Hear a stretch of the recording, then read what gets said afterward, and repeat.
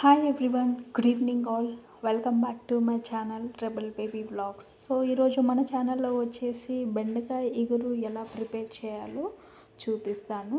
ఇది purely Andhra style curry అనమాట.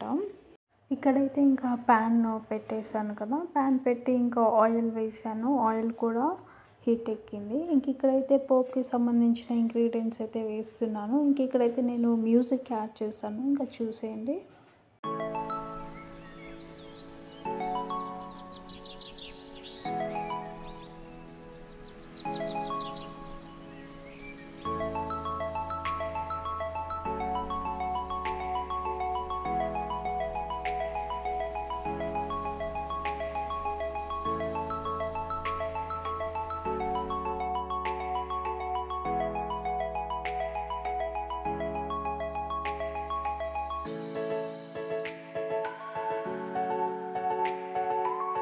ఇంకా పోపు అయితే బాగా ఫ్రై అయిపోయింది. ఇంకా నేను టొమాటో, ఆనియన్, గ్రీన్ చిల్లీ అయితే మీడియం పీసెస్లో కట్ చేసుకొని ఇది వేసాను. అట్ ద సేమ్ టైం నేను బెండకాయ పీసెస్ కూడా వేసాను అన్నమాట.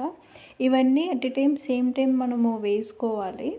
ఇంకా ఇక్కడ ఫ్రై చేస్తుంటే మీరు చూస్తున్నట్టే గమ్ లాంటిది మనకి కనిపిస్తుంది కదా. ఇది ఫ్రై అయిపోయిన తర్వాత మనకి గమ్ లాంటిది అనేది మనకి కనిపించదు. అది బాగా ఫ్రై అవ్వాలన్నమాట. సో ఈ స్టిక్కీనెస్ అనేది కంప్లీట్లీ పోతుంది. ఇంకా వెజిటేబుల్స్ అన్నీ బాగా మిక్స్ చేసుకోవాలన్నమాట. ఇంకా మిక్స్ చేసుకొని మనం మీడియం ఫ్లేమ్లో అయితే పెట్టుకోవాలి. ఇంకా మీడియం ఫ్లేమ్లో పెట్టి మనము కొంచెము చిన్న టేబుల్ స్పూన్ అంత సాల్ట్ వేసి, సాల్ట్తో పాటు పసుపు కూడా సేమ్ టైం వేయాలి. ఈ రెండు వేసిన తర్వాత ఇంకా బాగా పీసెస్కి పట్టేటట్టు మిక్స్ చేయాలి.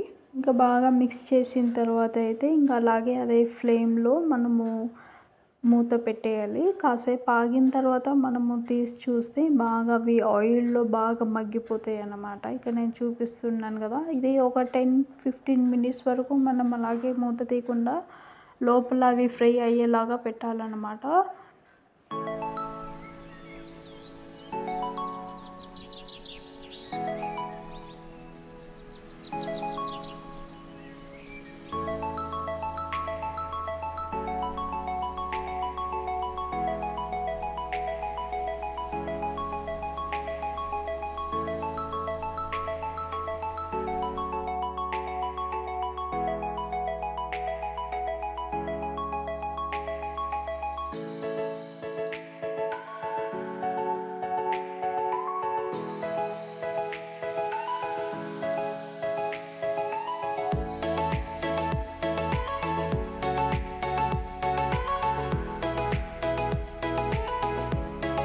ఇంక ఈ గ్యాప్లో అయితే మనం కొబ్బరి కారం అయితే ప్రిపేర్ చేసుకుందాము.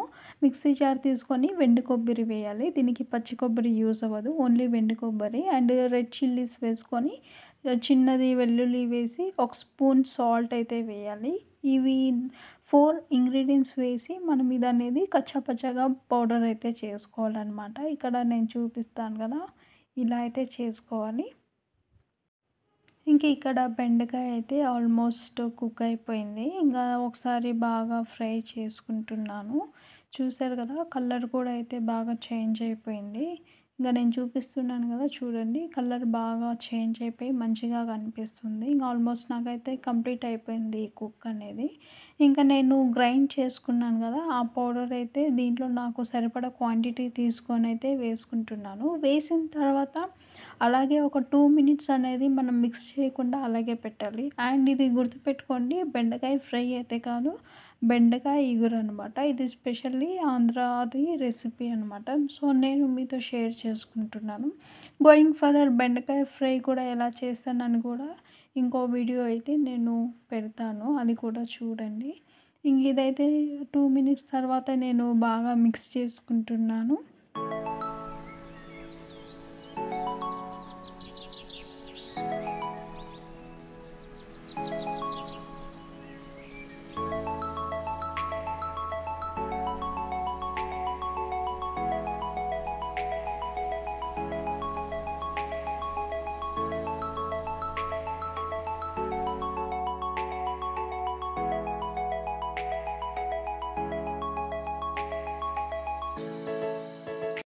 ఫైనల్లీ అయితే అయితే బెండకాయ ఇగురు అయితే కంప్లీట్ అయిపోయింది. ప్యాన్‌లో నుంచి తీసి నేను ఒక బౌల్‌లోకి అయితే తీసుకున్నానన్నమాట. చూస్తున్నారు కదా ఎంత కలర్‌ఫుల్‌గా కనిపిస్తుంది. ఓన్లీ చూసేకే కలర్‌ఫుల్ కాదండోయ్! తింటే కూడా టేస్ట్‌ఫుల్‌గా ఉంటదన్నమాట.